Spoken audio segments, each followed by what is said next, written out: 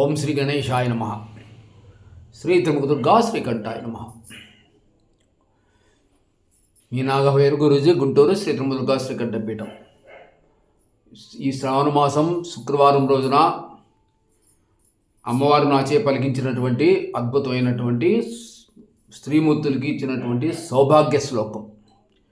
స్త్రీనాం మంగళదాయిని మాంగళ్యాంబిక కుంకుమ రూపిణి కులదేవత నమామి శ్రీకంఠపత్ని శ్రీ త్రిముఖదుర్గే. అదృష్టం, ఆరోగ్యం, ధనం, సౌభాగ్యం దేహే మమా.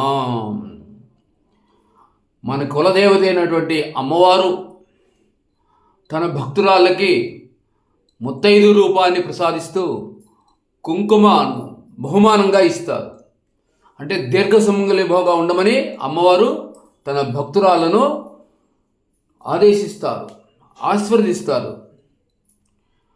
అది కూడా ఎటువంటి ఆశీర్వచనం అంటే అదృష్టము. ఎటువంటి అదృష్టం అంటే ఎవరు తొలగించలేని అదృష్టం, ఎవరు చెరిపేయలేని శారీరక మానసిక ఆరోగ్యం, ఎవరు దొంగలించలేని ధనం, ఎవరు చెరిపేయలేనటువంటి సౌభాగ్యం.